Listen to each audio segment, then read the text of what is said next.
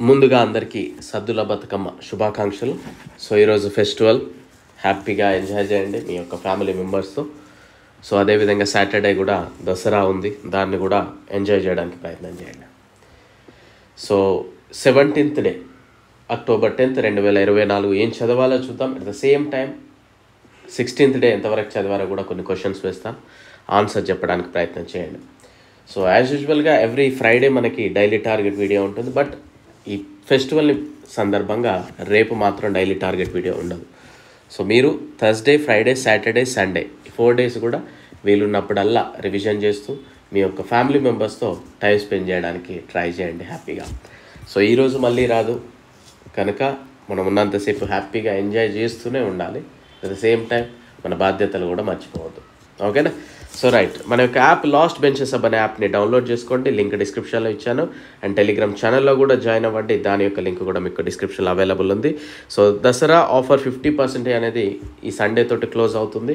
So ప్రాపర్గా తీసుకునే వాళ్ళు బిఫోర్ యూట్యూబ్లో క్లాసెస్ చూడండి, 1కి 4 సార్లు క్లాసెస్ చూడండి. రైల్వేస్కి ఉపయోగపడుతున్నాయి అనిపిస్తేనే తీసుకోండి, లేదంటే వద్దు. ఓకే, సో డౌన్లోడ్ ఆప్షన్ ఉండదు, ప్రింట్కి చాయిస్ ఉండదు, తెలుగులోనే క్లాసెస్ ఉంటాయి. మీకు జీకే, పాలిటీ, కంప్యూటర్స్ కంప్లీట్లీ అయిపోయింది, each subject 50 rupees. Chemistry, science 95% అయిపోయింది, 50 rupees. NTPC and group D course 300 rupees. మీరు పెట్టిన ప్రతి రూపాయికి ఖచ్చితంగా న్యాయం అయితే జరుగుద్ది. సో డే 16th కనుక చూసినట్లయితే మనం వాల్యూమ్ సర్ఫేస్ ఏరియాలో క్యూబ్ గురించి నేర్చుకోమని చెప్పాను. అండ్ అదేవిధంగా ట్రోపిక్ ఆఫ్ క్యాన్సర్, కర్కట రేఖ గురించి, బడ్ శాంచురస్ గురించి నేర్చుకోమన్నాను. పొటెన్షియల్ ఎనర్జీ, స్థితి శక్తి గురించి కూడా నేర్చుకోండి అని చెప్పాను. సో ఒకసారి చూద్దాం. The diagonal of a cube is 2√3 cm. Find the side of the cube, surface area of the cube, lateral surface area of the cube, total surface area of the cube. ఒకటే క్వశ్చన్లో అన్ని అడిగాను.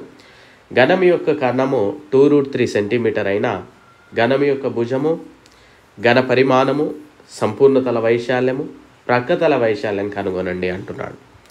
9 మీటర్ల భుజము గల ఒక తెరచిన బాక్స్ యొక్క ఘన పరిమాణము మరియు దాని సంపూర్ణ తల వైశాల్యము కర్ణము కనుగొనండి. తెరచిన బాక్స్ అంటే ఆ టాప్లో తెరిచి ఉంటుంది, అది క్యాలిక్యులేట్ చేయకూడదు. ఓకేనా? సో ఇది ఇలాంటి కన్ఫ్యూజన్ క్వశ్చన్స్ మిస్ చేయొద్దు ఎప్పుడు కూడా. నెక్స్ట్ వన్, 10 మీటర్ల భుజము గల ఒక ఘనాకారపు ఉన్న ఒక చెక్క బాక్స్ యొక్క మందము 2 సెంటీమీటర్లు అయినా ఆ చెక్క బాక్స్ చేయడానికి ఎంత ఘన పరిమాణంలో ఉన్న చెక్క అవసరము. సో 2 సెంటీమీటర్ థిక్నెస్ ఉన్నదంట, ఆ మెటీరియల్ చేయడానికి ఎంత ఘన పరిమాణంలో ఉన్న చెక్క అవసరం అనే క్వశ్చన్. నెక్స్ట్ వన్, సూర్ సరోవర్ బర్డ్ శాంచురీ ఎక్కడ గలదు? సలీం అలీ బర్డ్ శాంచురీ ఎక్కడ గలదు? బర్డ్ మ్యాన్ ఆఫ్ ఇండియా అని మనం ఎవరిని పిలుస్తూ ఉంటాం? ఒక వస్తువు 20 kg ద్రవ్యరాశి మరియు 10 N/kg గురుత్వాకర్షణతో 400 జౌల్ శక్తిని కలిగి ఉంది. అయితే ఆ వస్తువు ఎంత ఎత్తులో ఉంది?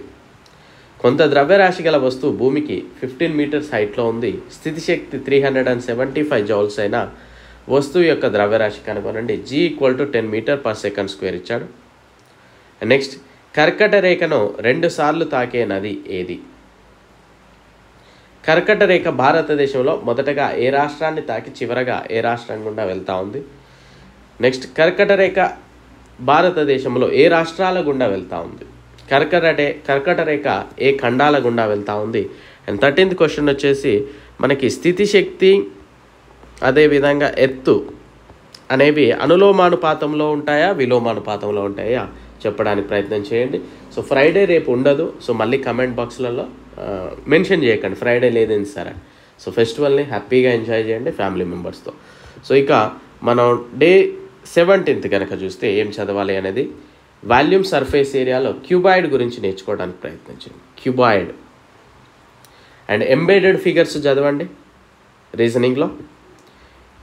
కాంటినెంట్స్లో ఏషియా గురించి చదవండి. ఏషియాకి సంబంధించి ఏమైనా స్పెసిఫికేషన్స్ ఉన్నాయా, దానికి ఏమైనా ప్రత్యేకతలు ఉన్నాయా, ఖండంలో ఏంటి, దాని బౌండరీస్ ఏంటి, ఇట్లాంటివి కొన్ని క్వశ్చన్స్ చదవడానికి ప్రయత్నించండి.